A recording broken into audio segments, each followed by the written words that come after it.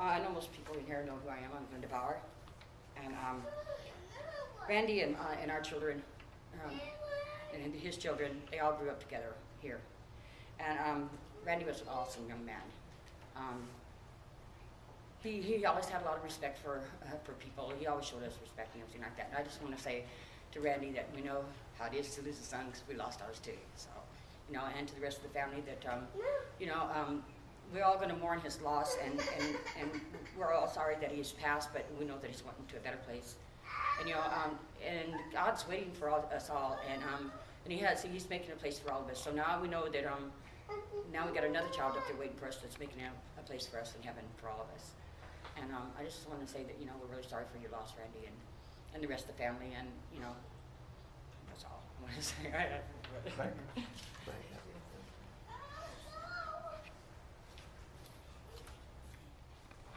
Hi everyone, I'm Uncle Roy. From the time Randy could talk, I was Uncle Roy, and he was nephew Randy.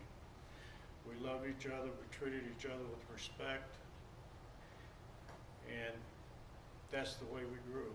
I mean, there was times we didn't see each other, and when we did, the respect and the love was there. I'll miss you, Randy. I love you. I have a poem that I just wanted to read that really, when I read it, you know, when I got it off the internet. But it goes, if tears could build a stairway and memories were a lane, would walk right up to heaven and bring you back again. And it says, no farewell words were spoken, no time to say goodbye. You were gone before we knew it, and only God knows why. Our hearts still ache in sadness, and secret tears still flow. What it meant to lose you, no one will ever know. But now we know you want us to mourn for you no more, to remember all the happy times. Life still has much in store. Since you'll never be forgotten, we pledge to you today, a hallowed place within our hearts is where you'll always stay. Rest in peace, Randy. Kevin?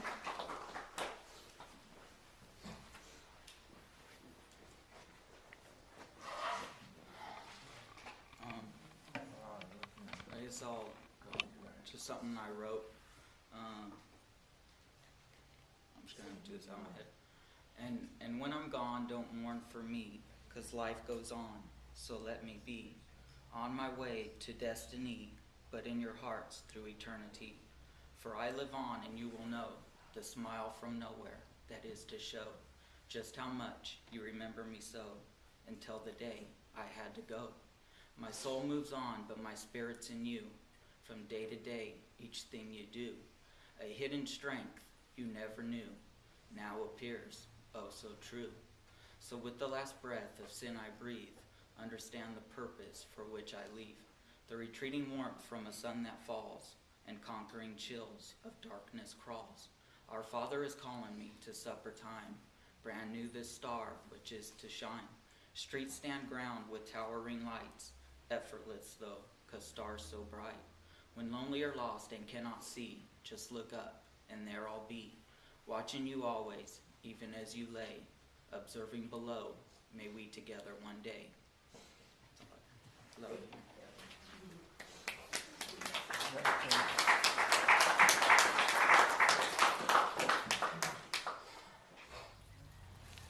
I was noticing as I was walking up here, if you look at all of the different headstones, they all have the dates and they have a little dash.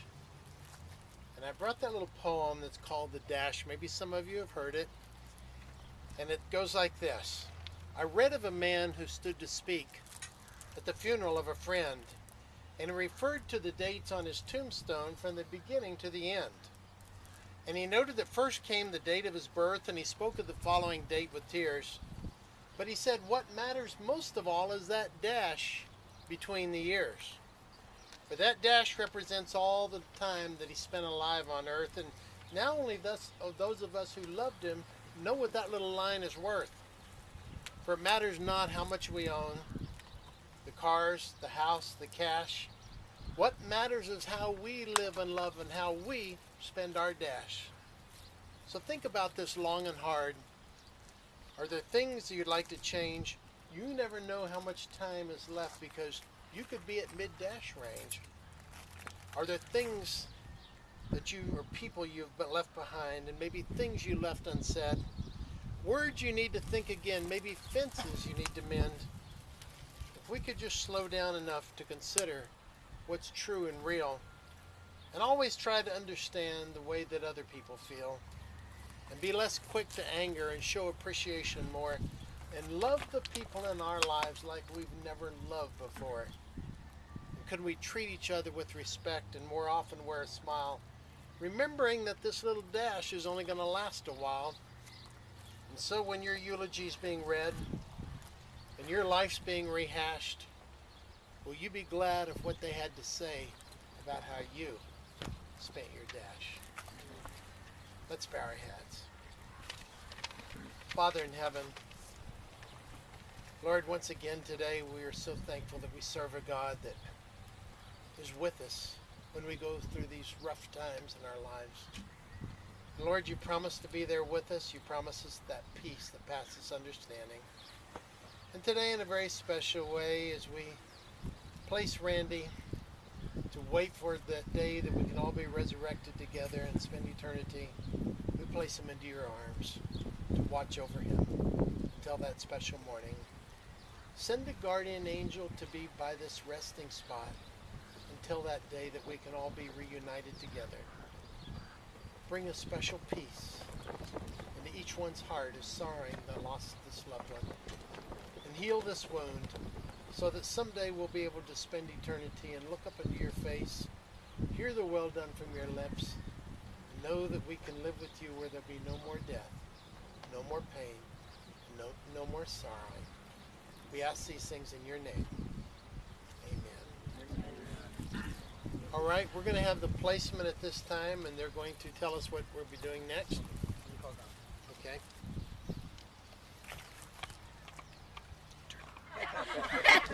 And I had the worst guess ever, okay?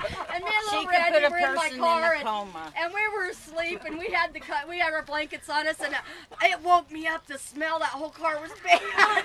The whole car was bad, and another one came out, and I just turned over, and the sun was coming out, and it was getting, hot, and it was really bad, The windows were steamy, and all of a sudden, I was like, oh my God, I can't take it. I'm thinking to myself, and little Randy goes, Aunt Susan, you gotta stop that. I can't take it no more. I said, me either. Let's get out of this car now. We rolled to open the door and we jumped out of that car. Now tell the pit bull story, Kevin. Kevin, yes. Tell the yes. pit bull story. Tell Kevin, it. come up front. Huh? Come on. Come up here. Do it from here. This is hilarious. We're walking down the alley. Come on, Kevin, up here. All right.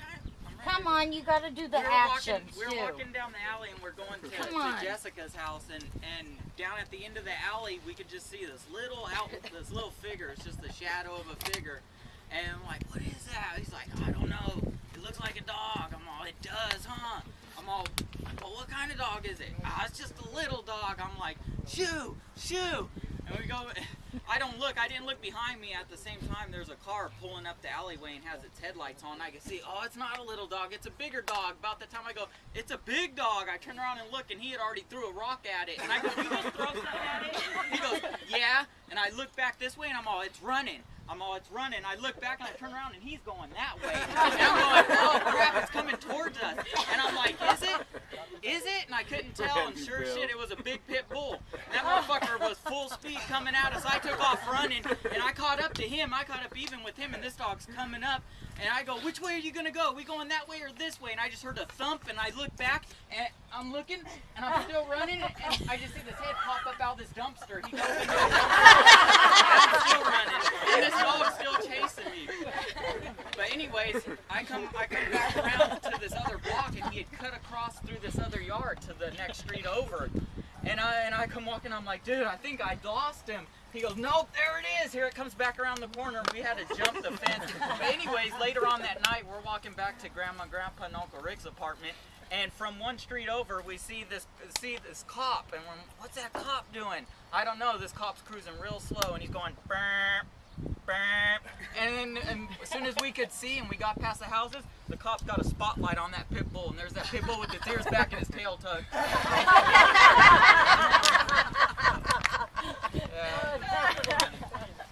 All right, we're ready now. If we want to have the witnessing of the interment.